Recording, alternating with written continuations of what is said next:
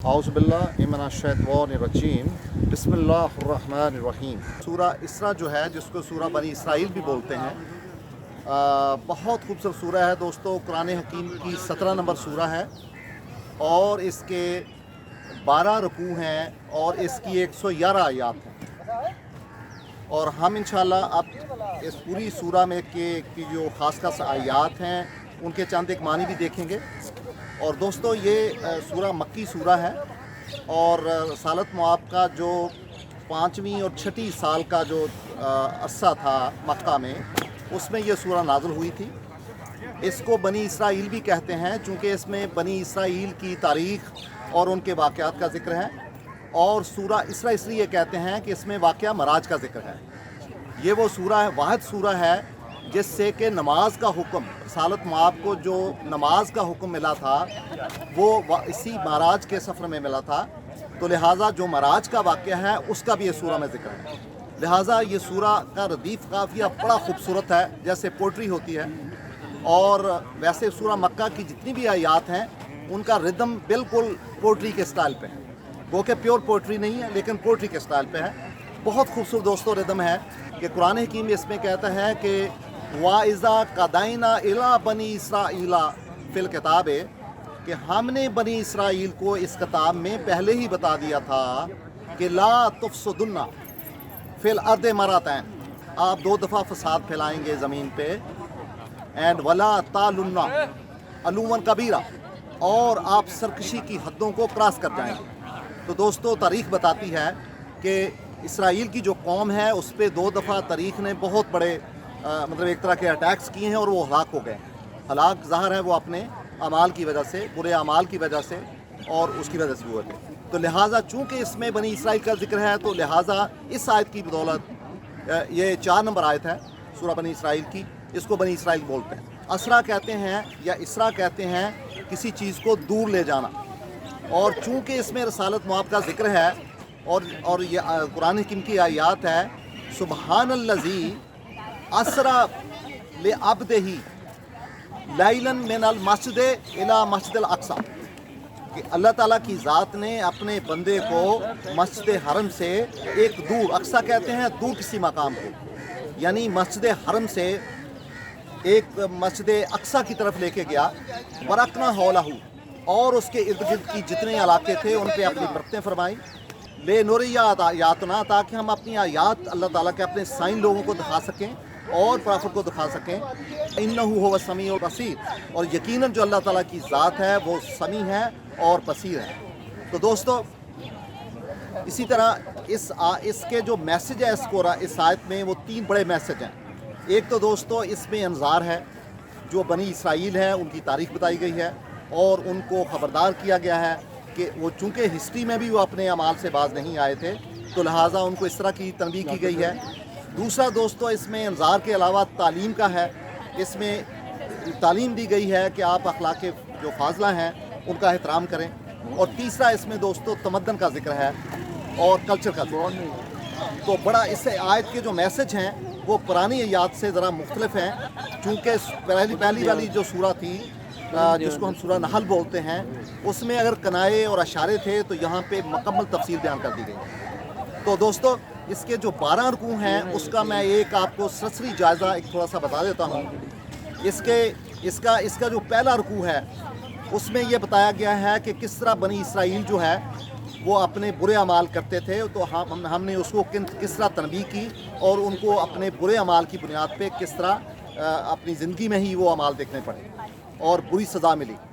इसके अलावा दोस्तों ये बताया गया है कि यहाँ पे हर जो अमल होता है उसका एक नतीजा होता है। तीसरा फिर जो अखलाक के फाजला हैं जो इंसान की तबीयत पे बहुत अच्छे असरार डालते हैं उनका जिक्र है। चौथे रुकू में फिर अखलाक के फाजला का जिक्र है। फिर दोस्तों ये बताया गया है कि कुफार अपनी शिद्दत में कम नहीं है, तो लिहाजा उनके लिए बहुत बड़े जो नताइज हैं, बुरे नताइज हैं, उसकी खबरगिरी की गई है। फिर दोस्तों जो शैतान है और जो राइटियस लोग होते हैं, नेक वो लोग होते हैं, उनके दरमियान क्या तल्लुक़ होता है उसके बारे में बताया गया है। फिर दोस्तों वही के बारे में बताया गया है कि वही की क्या बरक़ात हैं। और दोस्तों ये बताया गया है कि किस तरह कुरान हकीम जो है वो एक यूनिक गाइडेंस है। اور پھر رسالت مواب کی طرف اشارہ کیا گیا ہے، اور حضرت موسیٰ اور رسالت مواب کے درمیان ایک تقابلہ دے کے یہ بات سمجھائی گئی ہے مسلمانوں کو کہ آپ بنی اسرائیل کی قوم سے سیکھیں، اور آخر میں توحید پہ دوستو بہت بڑا ذکر ہے۔ تو دوستو چند ایک آیات میں سورہ بنی اسرائیل کی پڑھ دیتا ہوں جو کہ بڑی بریف ہیں، اور ان کا ترجمہ کر دیتا ہوں۔ دوستو قرآن حکیم فرماتا ہے کہ قرآن حکیم جو ہے وہ آپ کو ایک ایسے راستے کی طرف لے کے جاتا ہے جو بڑا سیدھا ہے۔ اِنَّا حَاذَ الْقُرْآنَ یَہْتَدِی لِلَّتِی اقوم، یعنی جو بڑا سیدھا راستہ ہے اس کی طرف قرآن آپ کو گائیڈ کرتا ہے۔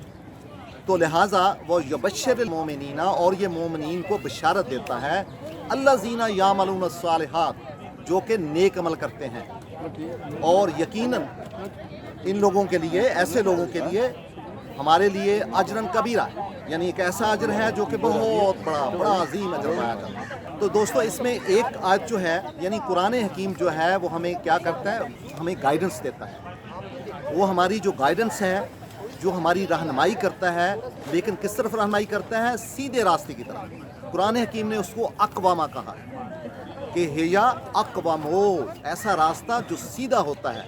قرآن آپ کو اس کی ہدایت دیتا ہے۔ تو لہٰذا آپ مومنین کے لیے، چونکہ مومنین سیدھے راستے پہ چلتے ہیں اس لیے ان کے لیے بشارت ہے۔ لیکن مومنین کون لوگ ہوتے ہیں؟ الذین یعملون الصالحات، جو صالح عمل کرتے ہیں، اور یقیناً ان کے لیے ہمارا بہت بڑا اجر ہے۔ قرآن حکیم بتاتا ہے کہ ایک پرنسپل بتاتا ہے آپ کو، بڑا خوبصورت پرنسپل ہے کہ من اہتدی، جو بندہ ہدایت پہ ہوتا ہے، یعنی جب آپ ہدایت پہ عمل کرتے ہیں تو فَإِنَّمَا يَهْتَدِي لِنَفْسِهِ، تو گویا آپ اپنے ہی نفس کی ہدایت کر رہے ہوتے ہیں، اپنے ہی نفس کی رہنمائی کر رہے ہوتے ہیں۔ وَمَن ضَلَّ، اور جو ڈیویٹ ہوتا ہے، غلط گمراہ ہوتا ہے، فَإِنَّمَا يَضِلُّ عَلَيْهَا عَنْهَا، وہ گمراہی صرف اسی کے ہی لیے ہوتی ہے۔ تو دوستو یہ ایک بیسک پرنسپل ہے جو کہ ہمیں یاد رکھنا چاہیے۔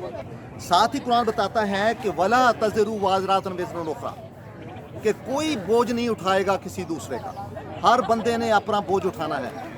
اور اللہ تعالیٰ بذات خود کہتے ہیں کہ میں نے ایک پرنسپل بنایا ہے۔ وہ پرنسپل کیا ہے؟ کہ میں کسی کو سزا نہیں دے سکتا تھا جب تک میں اپنے نبی نہ بھجواتا۔ تو لہٰذا یعنی وَمَا كُنَّا مُعَذِّبِينَ، یعنی میں عذاب دینے والے، ہم عذاب دینے والے نہیں تھے، حتیٰ نَبْعَثَ رسولا، جب تک ہم آپ تک رسول نہ بھیجتے۔ چونکہ اگر بغیر گائیڈنس نہ آتی تو پھر تو ظاہر انسانوں کو سزا نہیں ہو سکتی تھی۔ تو یہ دوستو پرنسپل بھی اللہ تعالیٰ کی ذات نے اس سورہ میں بیان کیا ہے۔ اور پھر دوستو آیت نمبر 31 میں قرآن کی فرماتا ہے کہ اے لوگو، اپنی اولاد کو قتل نہ کرو، کیونکہ ان کا جو رزق ہے اور جو آپ کا رزق ہے وہ ہم آپ کو دیتے ہیں۔ آپ غربت کی وجہ سے اپنی اولاد کو نہ قتل کرو، کیونکہ ان کا رزق اور ہمارا رزق وہ ہمارے ذمے ہے۔ تو لہٰذا جو بھی یہ کام کرے گا وہ بہت بڑا گناہ کرے گا۔ اسے قرآن کہتا ہے کہ وَلَا تَقْتُلُوا أَوْلَادَكُمْ مِنْ خَشْيَةِ إِمْلَاقٍ، غربت کی وجہ سے اولاد کا قتل نہ کرو۔ نَحْنُ نَرْزُقُهُمْ، ہم ہی رزق دیتے ہیں، وَإِيَّاكُمْ، اور تم کو، إِنْ قَتْلَهُمْ، اور اگر کوئی ان کو قتل کرے گا، كَانَ خِطْئًا كَبِيرًا، تو یہ بہت بڑی خطا ہے، اس کو یاد رکھو۔ دوستو ایک اور پرنسپل قرآن حکیم بتاتا ہے، وہ یہ ہے کہ ایسی کوئی چیز، ایسا کوئی علم جس میں آپ کا بہت زیادہ کمال نہ ہو۔ کفا دوستو کہتے ہیں، یہ جو گردن ہوتی ہے نا، اس کے پچھلے والے ایریے کو کف بولتے ہیں، کف۔ ولا تقفو، قرآن کہتا ہے ولا تقفو ما لیس لک بہ علم، کہ اگر آپ کو کسی چیز کا علم نہ ہو تو اس کو پرسو نہ کرو۔ کیوں؟ پرنسپل کیا ہے؟ ان السمع والبصر والفؤاد کل اولئک کان عنہ مسئولا، اور آپ کو قیامت کے دن آپ کا کان، آپ کی بصارت، آپ کا دل، ان سے سوال کیا جائے گا، ان سے ہر ایک سے پوچھا جائے گا کہ آپ نے اپنا کیا کیا رول پلے کیا۔ دوستو یہ کتنا بڑا پرنسپل ہے کہ ولا تقفو ما لیس لک بہ علم، ان السمع، کہ بلا شبہ آپ کی سماعت، آپ کی بصارت، والافئدہ، اور آپ کا دل، کل اولئک کان عنہ مسئولا، ان ساروں سے سوال پوچھے جائیں گے۔ دوستو اسی طرح قرآن حکیم بتاتا ہے سورہ نمبر 70 میں کہ ہم نے بنی آدم کو بہت تکریم دی ہے، और इन पे अपनी नेमतें की हैं, यानी ज़मीन पे भी और दरियाओं में भी, समुद्रों में भी, और हमने इनको बहुत आला रिज़्क दिया है और अपनी मखलूक़ात में से बहुत दूसरी मखलूक़ात पे इनको फजीलत दी है। इसको कुरान हकीम कैसे कहता है? वला कद करमना बनी आदमा व हमलकुम फी बर्रे वल बहरे रज़क़नाहुम मिन तय्यिबात व फज़्ज़लनाहुम अला कसीरन मिम्मन खलकना तफदीला, कि हमने बहुत, यानी आपको कुल्ली फजीलत नहीं दी इंसान को हर सारी मखलूक़ात पे, ये इस आयत का ये मतलब है, लेकिन अक्सर पे आपको फजीलत दी। इसी तरह दोस्तों कुरान हकीम कहता है कि हम यौम क़यामा हर इंसानों को बुलाएंगे और अपने इमामों के साथ बुलाएंगे और उनसे फिर पूछेंगे, और उनके हाथ में किताब होगी जो उनके दाएं हाथ में पकड़ी होगी, और वो पढ़ रहे होंगे अपनी किताबों को, और उन पे ज़रा बर भी कोई जुल्म नहीं होगा। कुरान हकीम इसको ऐसे बयान करता है कि यौमा नदउ अलन्नासे बेइमामिहिम, हम लोगों को, हर इंसान को अपने इमामों के साथ, यानी अपने पैगंबरों के साथ या अपनी दीन के साथ, इमाम से ये मुराद है, बुलाएंगे। फमन ऊतिया किताबहू बेयमीनिही, और जिनके अमाल नामे उनके दाएं हाथ में होंगे, फ़उलाइका यक़राऊना किताबहुम, वो अपनी किताबों को पढ़ रहे होंगे, और वला युज़लमूना फ़तीला, फ़तीला दोस्तों कहते हैं जो खजूर के ऊपर छिलका होता है ना, उसको फ़तीला कहते हैं, हल्का सा छिलका, यानी छोटा सा, आपके साथ थोड़ा सा भी जुल्म नहीं होगा, हल्का सा, ज़र्रा बराबर भी जुल्म आपके साथ नहीं होगा, आपके अमाल नामे आपके हाथ में पकड़े होंगे। दोस्तों फिर इसी सूरा में कुरान हकीम एक और बड़ा खूबसूरत प्रिंसिपल बताता है कि जो लोग बेइल्म होते हैं इस ज़िंदगी में, उनकी मिसाल अंधों की सी होती है, वो उस ज़िंदगी में भी वो अंधे ही होंगे। व मन काना फ़ी हाज़िही आमा, जो लोग यहाँ पे अंधे हैं, फ़हुवा फ़िल आखिरत आमा, वो आखिरत में भी अंधे ही होंगे। व अदल्ला सबीला, यानी कि बहके हुए, सही रास्ते से निकले हुए, हटे हुए।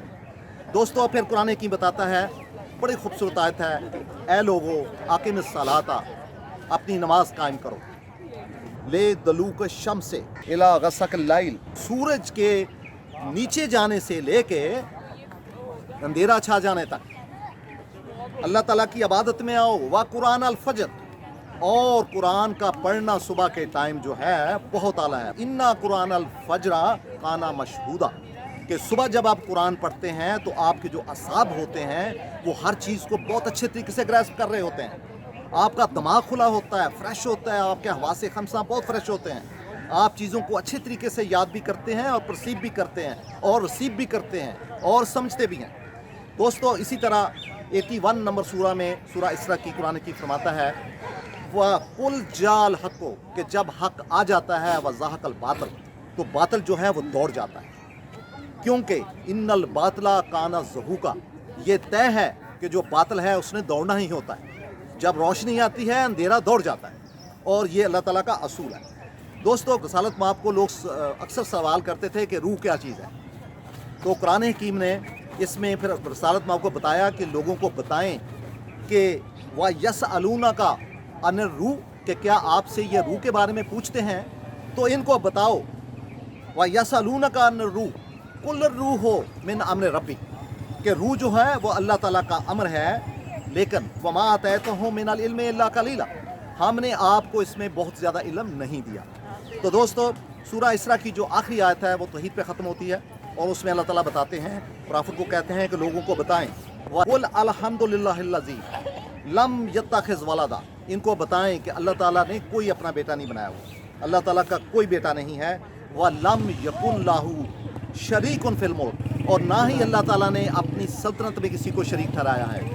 व लम यकुन लाहू वलियुन मिनल ज़ुल्ल, और ना अल्लाह ताला ने किसी को अपना दोस्त बनाया हुआ है किसी कमज़ोरी की बुनियाद पर, हरगज़ ऐसा नहीं है अल्लाह ताला की ज़ात के साथ। अल्लाह ताला की ज़ात बहुत अरफ़ा है, आला है, अज़ीज़ है, हकीम है, अलीम है, वो इन चीज़ों से मुबर्रा है। वह कब्बर हो तकबीरा, तो लिहाजा आप अल्लाह ताला की को मैग्नीफाई करें, अल्लाह ताला की बड़ाई बयान करें अपनी नमाज़ों में। तो दोस्तों ये आखिरी आयत थी सूरा इसरा की, बहुत खूबसूरत, बहुत ही खूबसूरत सूरा है। मैं तो ये कहूँगा कि सारी सूरा याद होनी चाहिए ज़बानी, और नमाज़ों में लांच होनी चाहिए। बहुत शुक्रिया दोस्तों।